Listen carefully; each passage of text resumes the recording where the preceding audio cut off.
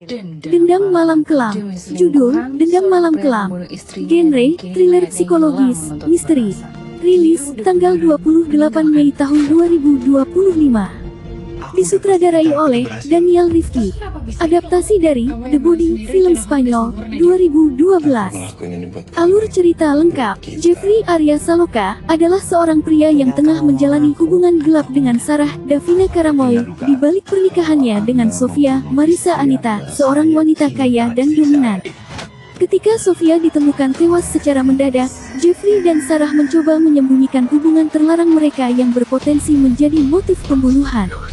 Namun, segalanya menjadi rumit ketika jenazah Sofia tiba-tiba menghilang dari kamar mayat tanpa jejak. Detektif Arya Pradana, Brun Palarae, ditugaskan menyelidiki kasus ini, dan mulai mencium aroma kebohongan serta manipulasi dari Jeffrey.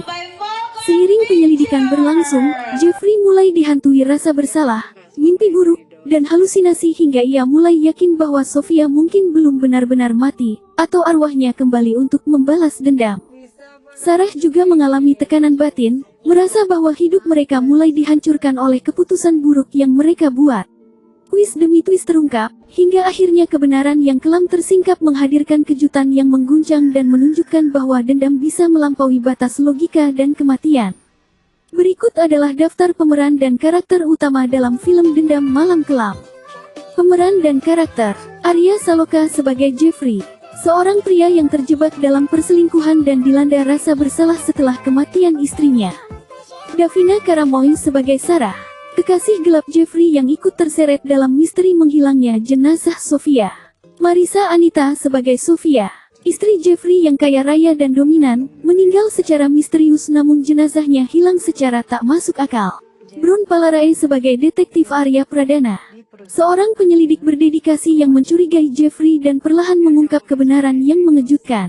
Berikut versi cerita kompleks dari film Dendam Malam Kelam, lengkap dengan lapisan psikologis, misteri, dan twist tersembunyi.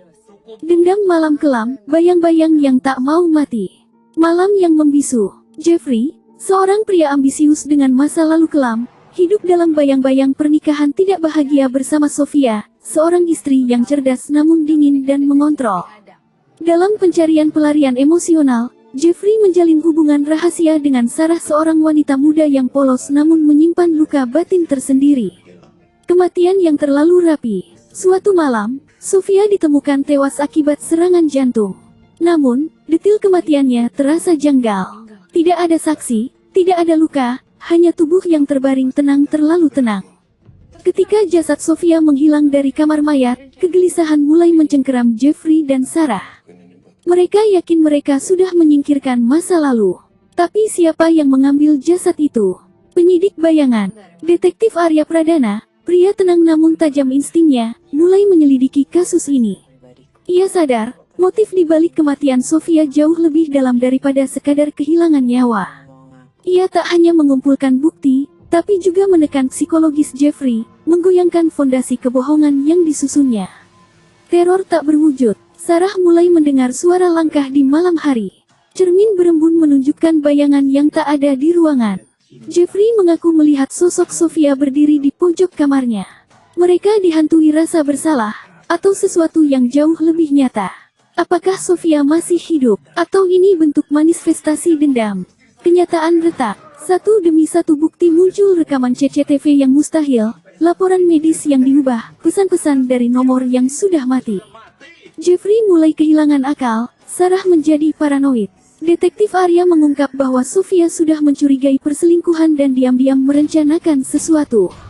Plot twist, rencana yang lebih besar. Sofia ternyata tidak mati. Ia memalsukan kematiannya dengan bantuan seorang dokter untuk menjebak Jeffrey dan Sarah, memaksa mereka menghadapi rasa bersalah mereka. Jasad yang menghilang adalah bagian dari manipulasi psikologis. Detektif Arya adalah sahabat lama Sofia, membantunya membongkar kebenaran dan meruntuhkan ego Jeffrey perlahan-lahan. Penebusan atau penghancuran. Saat kebenaran terungkap, Jeffrey berada di ambang kegilaan.